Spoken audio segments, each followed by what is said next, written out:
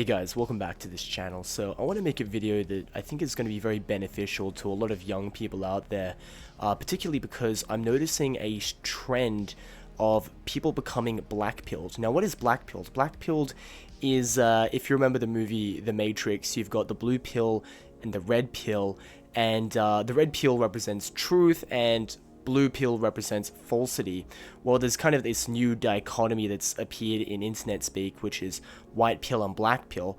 The black pill is basically the hardcore, depressing, truthful elements of the red pill, but without the salvation part, so it's kind of like a doom aspect. And the white pill is kind of like the positive end results of the truth plus actual real optimism that results from the red pill, right? So the black and the white pill are variations of the red pill, and ultimately what I'm noticing in this current day and age, particularly amongst Generation Z, you don't really have the proliferation of white pill and red pill content. Mostly what's being focused on now is black pill content. So you can imagine a lot of depressing stuff. And I want to be completely honest, like when people make videos that are a little bit against the black pill stuff, they tend to come across as quite disconnected from people that aren't living in that reality or who haven't experienced that reality. I think very few people who are 30 plus know what it's like for someone in their early 20s to start their life in this day and age in the 2020s. They've had a very hard go of it. Let's just be realistic. They've had years shaved off their life due to the COVID nonsense, the lockdowns, all that crap. The economy is pretty much a mess. It really does feel like they're living in an alternate timeline to those of our predecessors.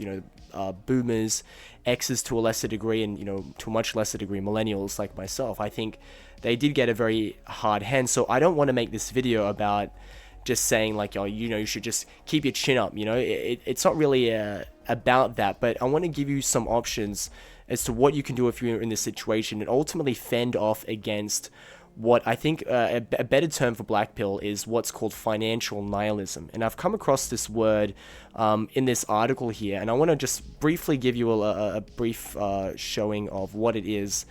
You can check it out, this article. I really like it. It's on Hacker Noon.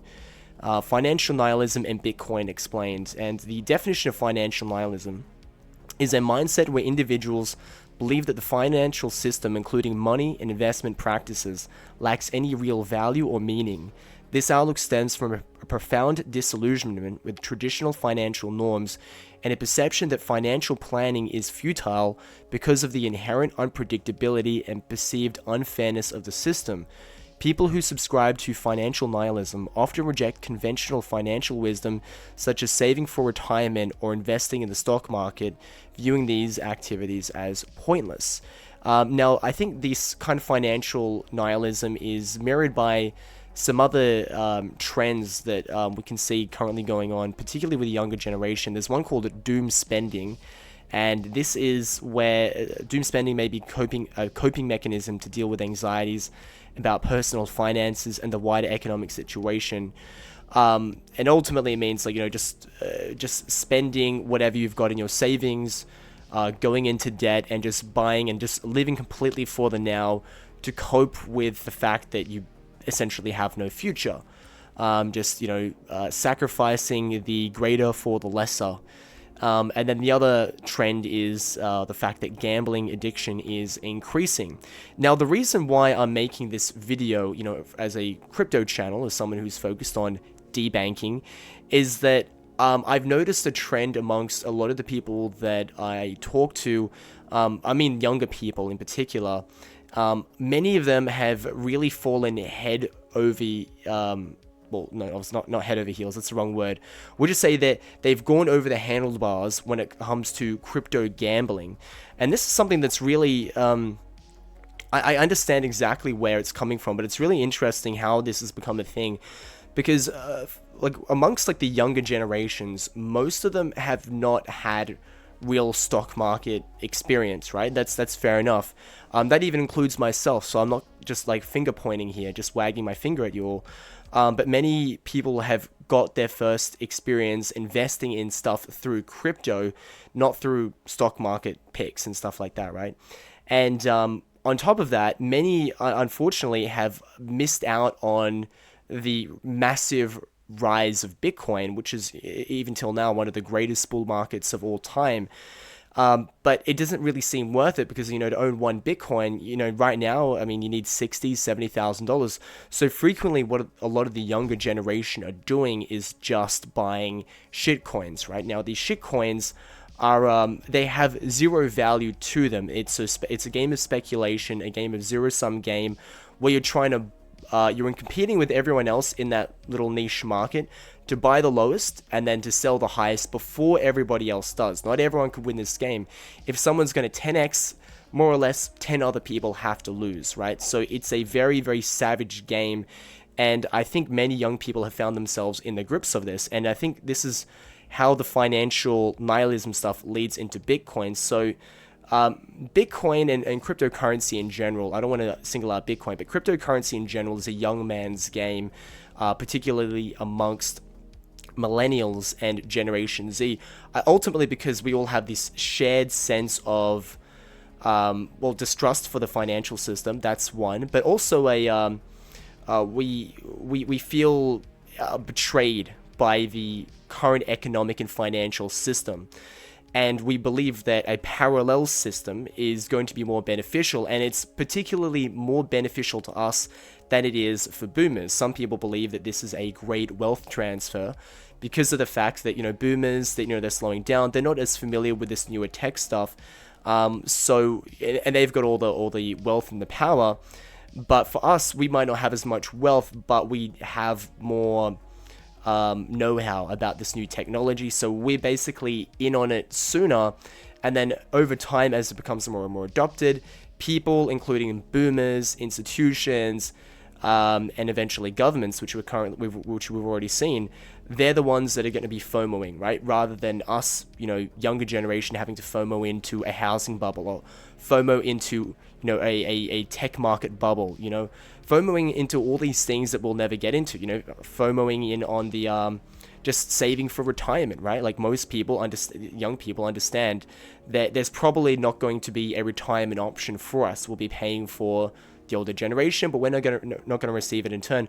So the only thing that we've really got is cryptocurrency. That's the only thing that we can essentially be new to. However, despite the fact that we've got all these opportunities, the sad reality is most people, I believe, are still going to piss away this opportunity that's been given to us, ultimately because I think the strength of financial nihilism is too strong. The Blackpill is too strong, if you will. And this has led to all kinds of very negative outcomes for young people. You've got a lot of people who invested in Bitcoin way back when, but they gambled it all away on shitcoins many years later. They mismanaged their funds. Maybe they decided they would, all the money they had wasn't enough. They decided, I want to get like 4 or 5% extra, so they put it all on Nexo, BlockFi. They go, maybe there's some staking option on FTX, right? And they put it all on there, right? And then they decide, I want to try yield farming. And then there's some kind of smart contract bug, the DAO gets hacked, right? When reality is, for most people, just putting the funds into cold storage is good enough, right? But there's this constant need to try and get more and more out of already what we've been given. And as a result, it's going to screw up a lot of people. So I want to make this video dedicated to steering people away from the desire to engage in financial nihilism. So ultimately, what does that mean? So we're already in the greatest bull market of all history, right? If you just are in Bitcoin, that's good enough. You're doing everything that you need to do to avoid a lot of the terrible things that are happening in this world. So the problem is with people that are financially nihilistic is that they're overly exposed to risk on assets, right? And reality is you don't really need more than BTC or ETH. I mean, it's already the highest performing asset in all of history. There's no need to go in with leverage. There's no need to stake your funds on some centralized platform to get 4 or 5% a year. There's no need to go further than that and risk things further. The reality is there's so many other opportunities that exist out there, and this is kind of where I might lose a lot of people because I think the tendency for people that are black-pilled is to look at any other solution that people might present and attack it. And reality is, I think they have a right to attack it, because you might say, well, look, my parents didn't have to do that, and, it's not as easy as you think. And I get it, like, this is a hard day and age to live in, but I still want to present the fact that there are, in fact, opportunities out there, and the opportunities ultimately come from where you've been hurt the most. So in the article that I read, the author explains that the predominant cause of financial nihilism is globalism, and globalism is the thing that's fundamentally hollowed out the middle class and done a number of other things that have essentially made it so you have a ruined economic future. Your prospects are basically over. So the only way to get around this is to ride the same wave that destroyed you to your own advantage. You want to think about it as like riding the wave, this tsunami that's coming to destroy your civilization. You have no choice but to pick up your surfboard, paddle out to the ocean, and try and catch it, because it's going to destroy you anyway, right? Like, if you're going to stay in the village, your village is going to be wiped away by the wave, so you might as well get out there. I mean, maybe the wave just crushes you and you drown. So your only real option is to get on the paddleboard and try and catch the wave, and maybe you can make it. Terrible example in practice. Don't try to surf a real tsunami.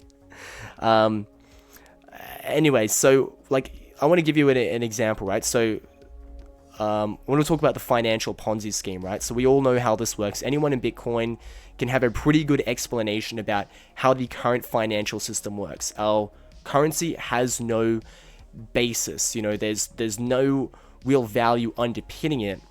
They can print it out of thin air based on their whims, ultimately stealing funds from the people who actually have money, because the value of your dollars are worth less and less.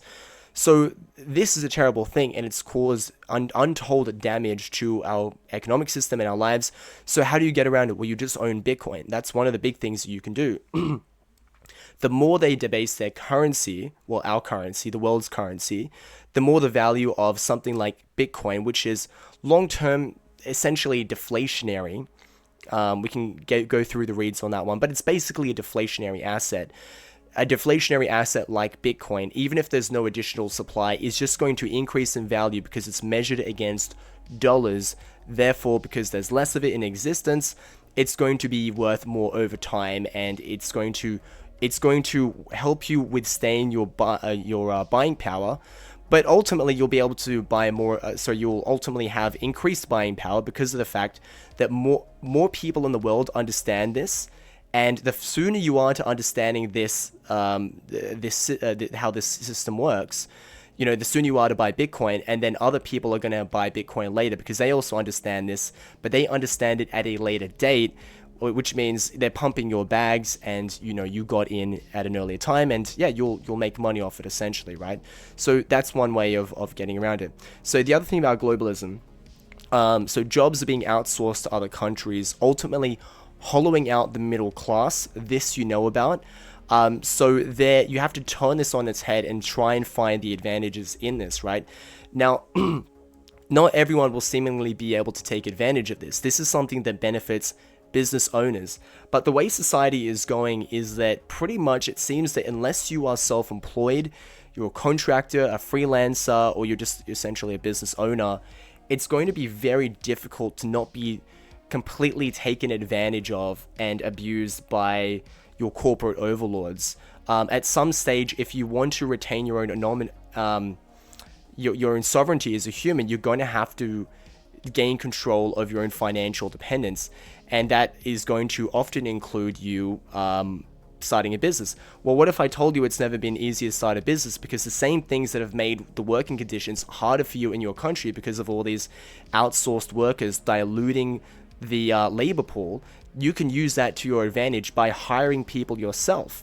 And even if you've never done it before, the reality is it's much easier than you think. You can go to Upwork, you can go to Fiverr, you can go to onlinejobs.ph. Imagine, like, I know you're a web dev, right? And if you just find like a couple of clients, tell them that, hey, like, we can do this and this and this for you. We can and by the way, there's no we at the beginning, right? It's just you, but you just say we, because when you do get a client, sorry, I hope I'm not butchering this, just go to Fiverr, hire a bunch of people for your team, and that's basically a team now. That's basically how I started one of my businesses. Essentially, I reached out to a lot of people, say, how I'll do your digital marketing for you. I'm giving you the rough overview. I got a client from that, and then only when I got the client and I got paid, then I actually went and hired a bunch of people in China and other countries to help me do the work that I said I would do. And then boom, I just was able to create a business out of thin air. You could call this drop servicing. That's what I call it. It's kind of like, if you think about drop shipping, you've got some people that don't have a product, but they sell a product from someone else to someone else. And the buyer gives them money. You then give the money to the person that's shipping your product. You have the person shipping the product send it directly to the buyer, and you're basically like a third party, right? You have no stock in your warehouse. You've got no inventory. You get someone else to do it. You're acting as a third party. That's drop shipping, right? So drop servicing is a similar thing.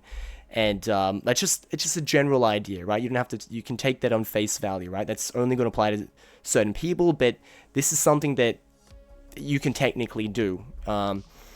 The other thing is there's illegal and legal migration, stealing job opportunities domestically, again, further diluting the labor pool. So what you can do is you can flip the script, and you can be the one to move to these third world countries or developing countries, any country. Go to the countries that people are leaving, right?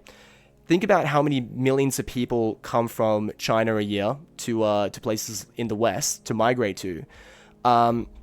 They're going for better opportunities, right? There are things that benefit them by being in the West. However, on the other hand, like, most Westerners don't move to China. Now, as someone who's lived in China for many years, I can tell you, look, it's not the easiest thing to go move there, learn another language. But if you are actually able to embark on this kind of thing, like, you have no idea how much your life can dramatically upgrade, right? Let's just say you've got some kind of job, it just pays you like 2-3k US, right? You're basically living in poverty in the United States. You can go to like pretty much any city, maybe with the exception of like Shanghai and Beijing, and you could live extremely well in a lot of cities, right? So like, I was living in Shenzhen like recently, and it's like I was paying like $180 a week essentially, right, to live in a one of the best buildings in the whole city, right? It was basically, it felt like a penthouse level.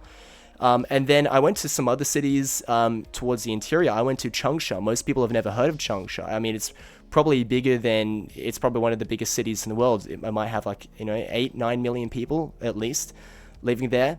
I went there, and it was like extremely thriving. There was so much wealth there, a lot of opportunity, and things were very cheap, right? I mean, a lot of these cities that you've never heard of in China are some of the biggest cities in the world that are incredibly developed. There's a lot of opportunities, and things are wildly cheap.